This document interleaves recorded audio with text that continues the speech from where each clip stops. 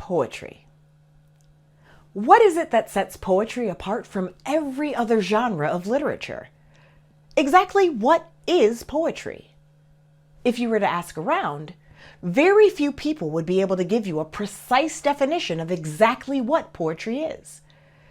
That's because poetry is something difficult to define. It's a form of written expression. Okay, that's a start. Poetry has a lot of rules to follow, and at the same time, poetic license throws out all the rules. There are some forms of poetry that have a prescribed structure, and then there's free verse poetry with no structure at all. Poetry is a picture painted by words, a feeling expressed through sound. Or, poetry is a story told in verse. Poetry is rhythmic language and spoken song. Poetry stirs emotions and awakens consciousness. It offers perspective and, well, like I said, poetry is not easy to define.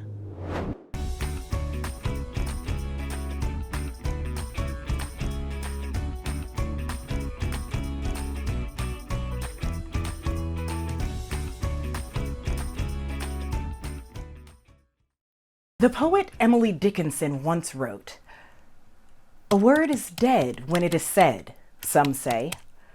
I say it just begins to live that day." For Emily Dickinson, words are alive. Carefully chosen words communicate and construct meaning. They tap into the rhythm of the soul and produce emotional responses. Poetry is alive in a way that defies time and space. As a matter of fact, this short rhyming poem has been kept alive for well over 100 years. Notice that the ends of lines 1 and 2 rhyme, and lines 3 and 6 rhyme as well.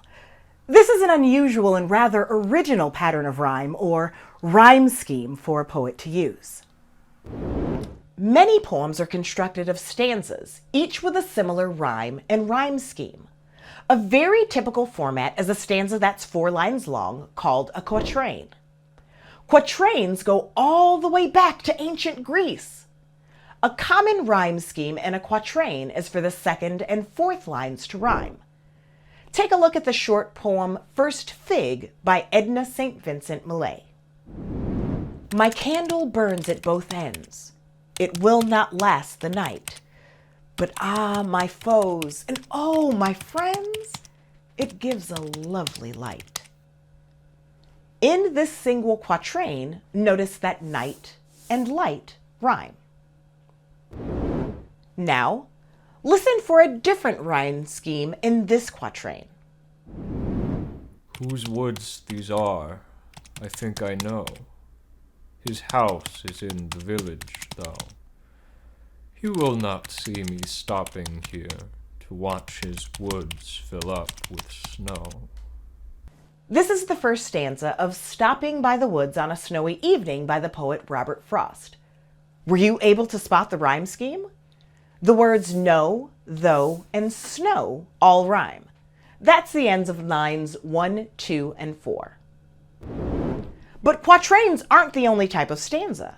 Some stanzas in poetry are extremely short. The couplet is made up of only 2 rhyming lines.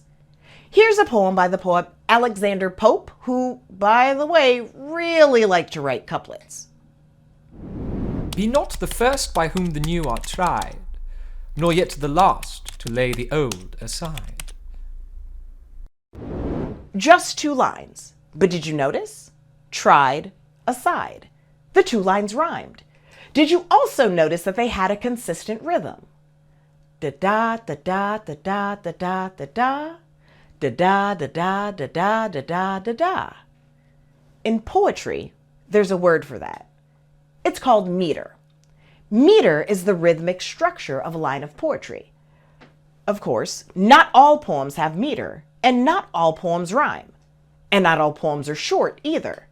The poet Walt Whitman was famous for writing in free verse with no rhyme and no consistent meter. And Walt Whitman was pretty freewielding with his free verse. He once wrote a poem called Song of Myself that was 1,300 lines long. Here's how it begins. I celebrate myself and sing myself. and what I assume you shall assume. For every atom belonging to me, as good belongs to you. I loaf and invite my soul. I lean and loaf at my ease, observing a spear of summer grass. And it goes on and on for 1,300 lines. No rhyme, no discernible meter, and yet it's poetry.